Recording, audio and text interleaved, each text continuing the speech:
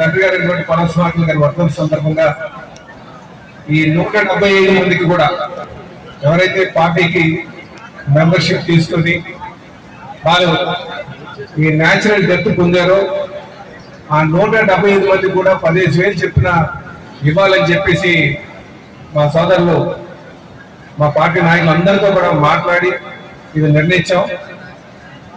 అలాగే ఇక్కడికి ఇచ్చేసినటువంటి ప్రతి ఒక్కరికి కూడా 175 మందికి కూడా మీకు ఇక్కడ అందరికీ అవి అందజేసి ఇక్కడే ఉంటానని చెప్పి ఈ సందర్భంగా తెలియజేస్తాం. మిగిలిపోతే ఎవరైనా నా దృష్టి, ఎందుకంటే నాకు ఎవరైతే ఇక్కడికి వచ్చి నిన్నటి వరకు 153 మంది ఇచ్చారు. తర్వాత తెలిసిన తర్వాత ఇంకో 20 వచ్చినాయి, 175 అయినాయి. ఇంకా ఎవరున్నా సరే వాళ్ళు కూడా నేను మా సొంత డబ్బులు, మా సోదరులు శంకరరావు గారు నా సొంత డబ్బులు ఇస్తామని చెప్పేసి ఈ సందర్భంగా తెలియజేస్తున్నాను.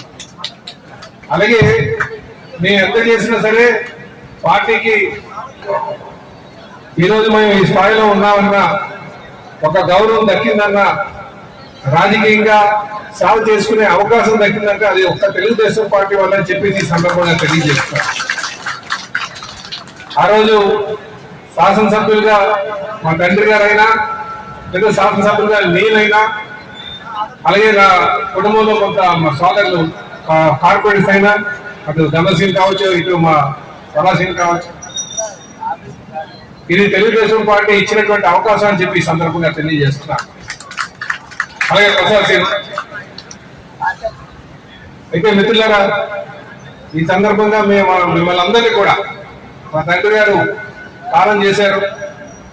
సర్పంచ్గా, శాసనసభ్యుడిగా, కార్మిక నాయకుడిగా అనేక సేవలు చేశారు. అయితే ఎవరికైనా సరే ఏ సందర్భంలో అయినా సరే ఆయన మీ మనసును వచ్చేటట్టుగా చేసిన, ఒకవేళ మేము ఆయన వాళ్ళు ఇబ్బంది పడినా పెద్ద మనసుతో వాళ్ళకి క్షమించాలని చెప్పేసి ఈ సందర్భంగా నేను కోరుకుంటున్నాను. నాకు తెలిసి ఆయన ఎప్పుడు కూడా ప్రజాసేవలో 10 మందికి సహాయం చేయడమే తప్ప, ఎవరికైనా కష్టం ఉన్న వాళ్ళకి సహాయం చేయడం తప్ప ఎవరికి బాధ పెట్టారని అనుకోవట్లేదు. ఒకవేళ తెలిసి తెలియక ఏమైనా తప్పులు జరిగినా, బాధ పెట్టినా పెద్ద మనసుతో మేము అందరూ కూడా క్షమించాలని చెప్పేసి మరొక మాట నేను కోరుకుంటున్నాను. అందుకే వారు మాకు కల్పించినటువంటి స్థానం కావచ్చు, లేకపోతే మమ్మల్ని పెంచినటువంటి విధానం కావచ్చు, మాకు విద్యాబోధన చేసినటువంటి విధానం కావచ్చు, సమాజం పట్ల అవగాహన కల్పించిన విధానం కావచ్చు, ఇది మాకు ఎప్పుడు కూడా మర్చిపోలేదు. కనుక ఆయన రుణం తీర్చుకోవాల్సిన అవసరం ఉంది.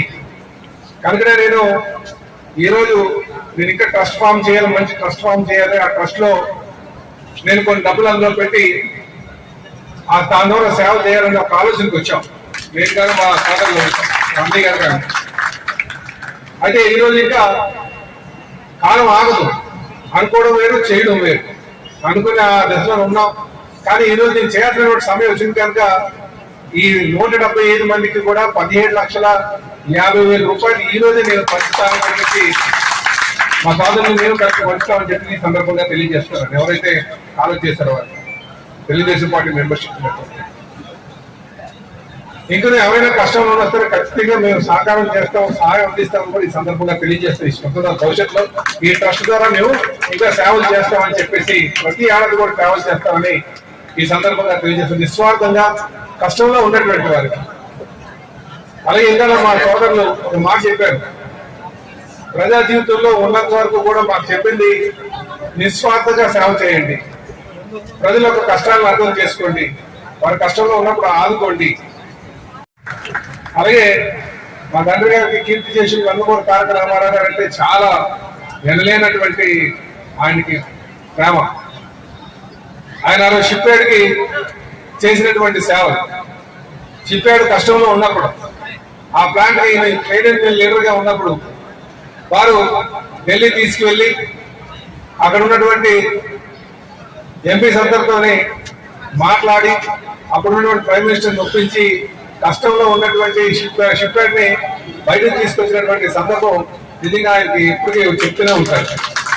అందుకే షిప్యార్డ్ ఎంప్లాయీస్ ఎవరైనా సరే మాకు అభిమానులు అనమాట, ఆయనకు అభిమానులు. అదే బంధాన్ని మేము భవిష్యత్తులో కూడా కార్మిక నాయకుడిగా ఆయన చేసినటువంటి సేవలు గుర్తు చేస్తున్నారు. అదే సేవలు మేము ఇంకా కొనసాగిస్తామని, కార్మిక పక్షాన్ని ఉంటామని, కార్మిక హక్కుల కోసం ఇప్పుడు కూడా పోరాటం చేస్తామని, నిర్వాసితుల కోసం చేస్తామని, ముఖ్యంగా గాజువాక ప్రజలకి అందరికీ కూడా సేవలు అందిస్తామని చెప్పి ఈ సందర్భంగా తెలియజేస్తున్నాం. అలాగే పార్టీ సిద్ధాంతాలు ఉన్న మన జాతీయ అధ్యక్షులు నందమూరి జాతీయ అధ్యక్షులు నారా చంద్రబాబు నాయుడు గారి యొక్క ఆశయాల్ని, మన యువ నాయకులు లోకేష్ గారి యొక్క ఆశయాల్ని ముందుకు తీసుకెళ్తాం.